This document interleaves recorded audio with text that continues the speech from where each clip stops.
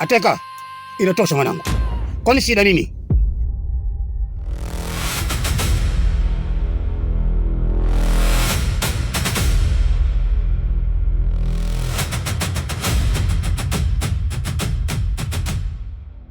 Baba, nataka kumuua Nibla. Alafu mimi sikumwacha hivi hapo awali. Nilitaka afe kwa maumivu kama yeye alivyotaka kunibaka kule mtoni. Sasa kwa nini yeye ameingilia mipango yangu?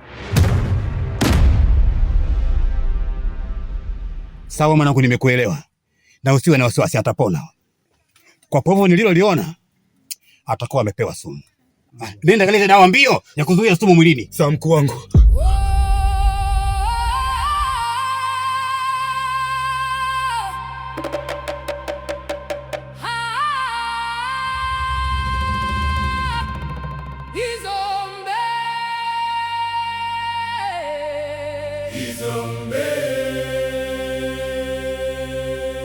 Tawala ya mababu.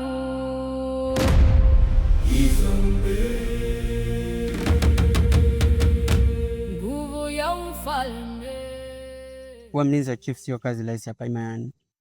Lakini pia nafikiria nisingekuwa mlinzi wa chief, sijui ningekuwa nani hapa Imayani. Pia kuna tetesi nazisikia kuwa wewe ndiye uliweka maziwa sumu ili umuue Ateka binti chief. Ni kweli, mimi ndio nilikuwa nataka kufanya hivyo. Lakini yote nilifanya kwa hasira ili kulipa kisasi kama mama yangu alivyouliwa kwa uchungu akiwa na kiumbe tumboni. Hutakiwi kushindana na Chief Katere kipepeo, kwa sababu hata iwe vipi huwezi kubadilisha kilichotokea. Na kingine, jifunze kujifanya mjinga kwenye kundi la wajanja. Na usifikirie kabisa kulipa kisasi kwa kudhani utaweza kumudu heka za Chief Katere. Maumivu wa moyo wangu ni mfano wa kidonda kilichoanza kupona, alafu kikachomwa na ncha kali kikarudisha ubichi. Hivyo ni ngumu kusahau maumivu yake.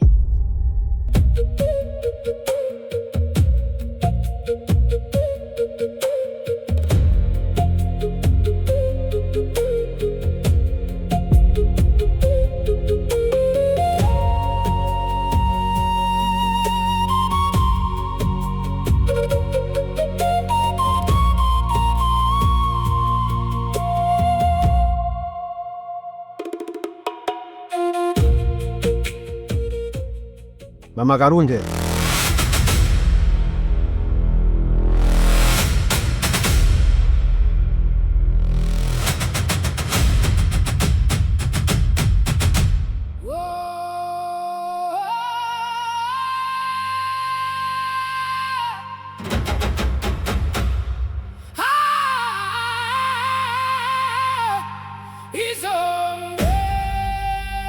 Najua unaelekea mzimuni, lakini nafikiria kuwa sio jambo sahihi kwako, kwa sababu mizimu ya Izombe imekasirika sana, na hivyo upasi kuelekea huko. Kwa sasa natamani niwe nimefika mzimuni. Huenda mizimu ikanisikiliza na ikanisaidia.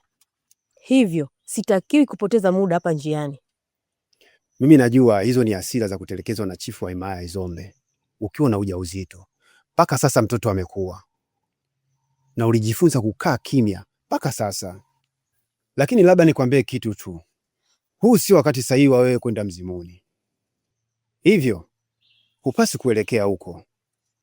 Mimi nataka kufika mizimuni ikiwezekana, lakini sitoweza kuacha kwenda kuiomba mizimu, wakati mizimu ndio iliyotukuza. Mimi naomba uniache nisipoteze muda. Sawa, Buriani.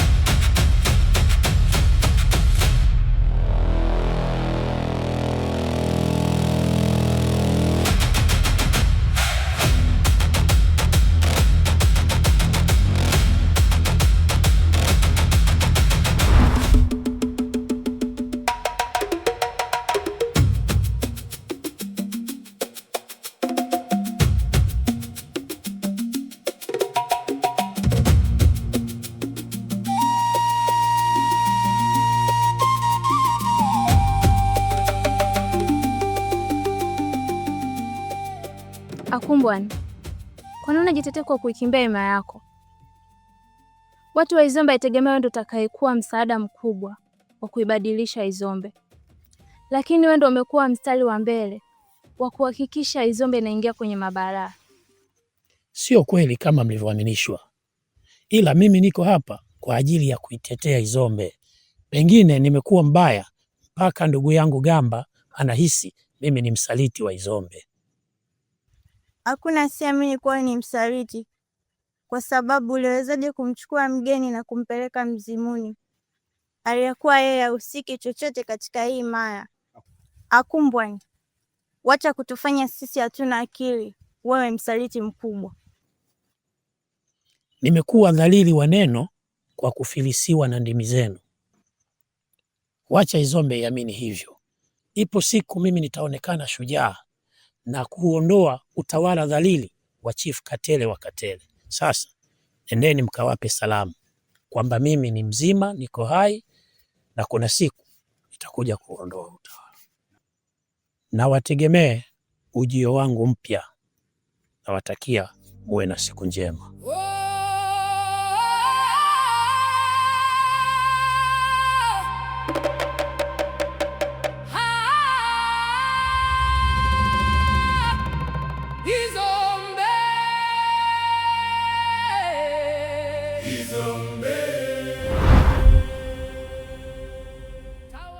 Ikolele Mayuki, mtoto wa chifu aliyetukuka. Iko sabi Kalunde, mbona uko porini peke yako? Na halafu unakwenda mbio, kuna shida gani? Najua Chief Katele anakuamini sana kiasi cha kwamba anahisi huwezi kushindwa kitu, lakini ukweli ni kwamba wewe ni mlinzi mwenye mbinu ndogo sana. We Kalunde, kwa nini unaongea maneno makubwa tofauti na umri wako? Wewe ni binti mdogo sana, na umejuaje kama mimi nina maadui?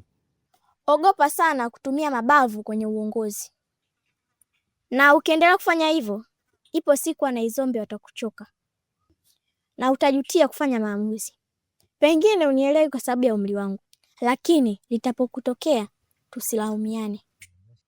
Kelele mtoto mdogo usiyejua mambo. Hivi unapata wapi ushujaa wa kusimama na kuongea mlinzi mkuu? Lukenge, mwache aendelee kuongea. Asante kwa kunipa nafasi kaka. Kaka yako? We Kalunde, unamaanisha nini? Wewe ni kaka yangu kwa sababu umenizidi umri, lakini ukifika nyumbani naomba uongee na Chief Katele kuhusu mimi, ila kwa sasa naomba tuongozane.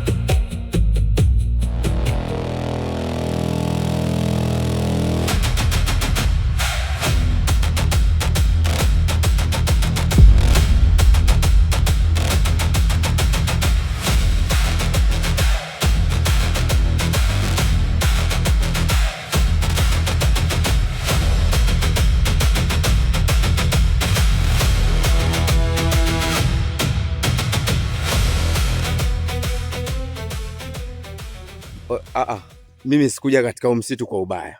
Mimi nimekuja kufanya documentary tu. Mimi sio mtu mbaya kama wanaokukimbiza.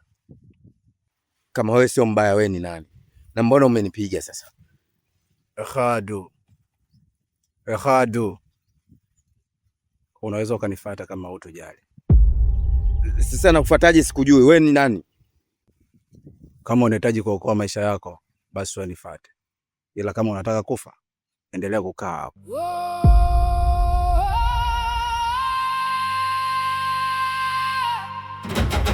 Oya, basi nisubiri basi.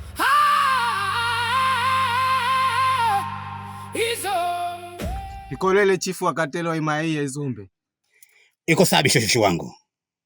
Nadhani una jambo la kuniambia. Ndio mtukufu wa himaya hii. Kipindi nipo katika maandalizi yangu bondeni huko, nilishuhudia kumwona kipepeo akiwa anaongea na mmoja wa mlinzi wa himaya hii, akiwa anamwambia kwamba yeye ndo kahusika katika swala la kumwekea teka dawa.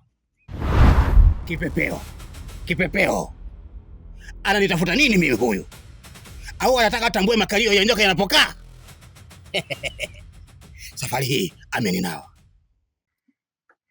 Samahani mtukufu wangu, nilikuwa naomba unistiri walinzi wasije wakasikia kama mimi ndo shushufu wako ambao nakuletea taarifa ambazo zinajiri katika himaya hii, wanaweza kanichukulia vibaya na kunihisi kivingine. Hapana, usiwe na shida. Nitaitunza hii siri na hutaisikia.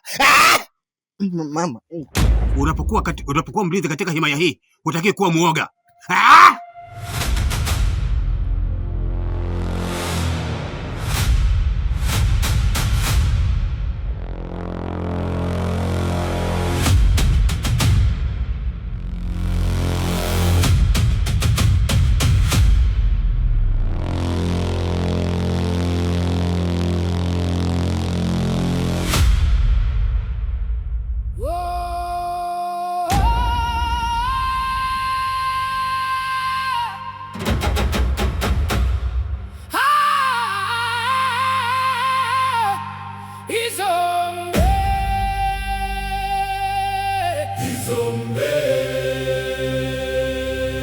Tawala ya mababu, nguvu ya ufalme, heshima ya enzi,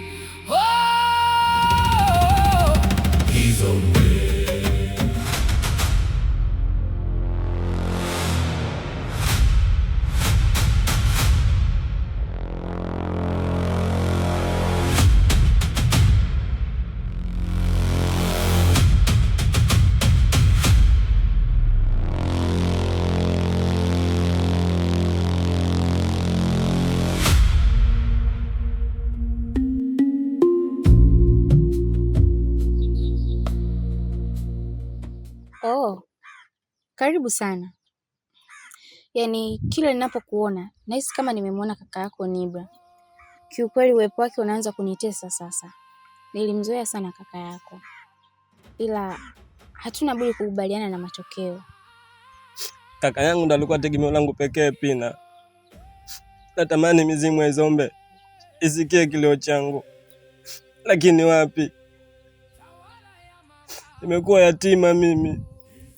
Sina baba, sina mama, na kaka yangu tegemezi langu nakwenda kumpoteza sasa. Enyi mizimu ya Izombe, tuoneni huruma basi. Kulia kwetu wala hakutoleta matokeo mazuri. Tunatakiwa tupambane ili tuweze kumwokoa Nibra. Ni wakati wa kuvaa ujasiri na kulipambania hili. Mimi nimekuelewa, lakini unafikiri tuanzia wapi? Ikiwa Izombe ulinzi wake ni mkali na wakatili pia, hivyo haitakuwa rahisi. Kweli sio rahisi, na ndio maana vita ni kubwa. Ila wewe niachie mimi, alafu nitakwambia cha kufanya. Hivyo haitakuwa rahisi, haitakuwa rahisi Pina.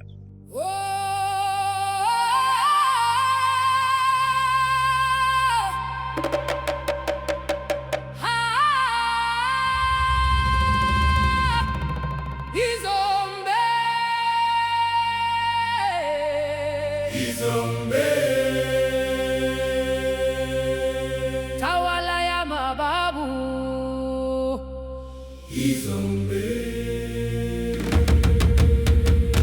nguvu ya mfalme. Kalunde, mbona umesimama? Kuna nini kwani?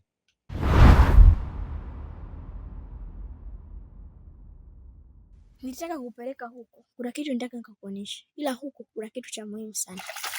Kalunde! Kalunde!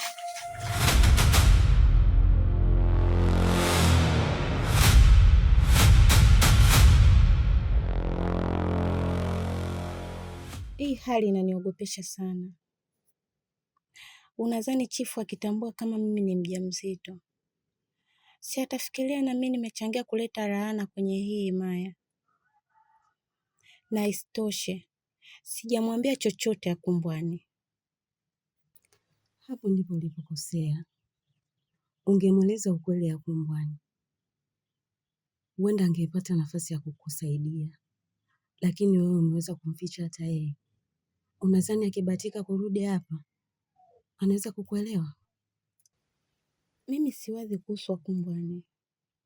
Nachofikiria hapa kuhusu Chifu Katele. Unafikiria akijua kuhusu kama mimi na mimba, sintazikwa mzima mzima mpaka mauti ananikuta. Naogopa sana. Chifu hawezi kujua lolote lile mpaka atakapopelekewa taarifa na watu wako wa karibu. Hivyo natakiwa uwe makini sana, asije akajua mtu yoyote hapa.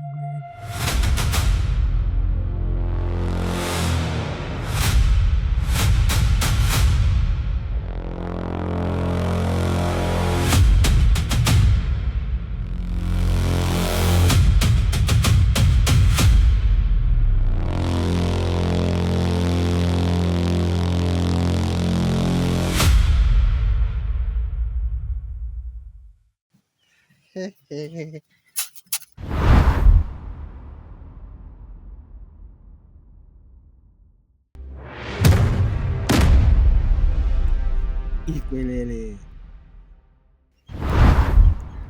iko sawa.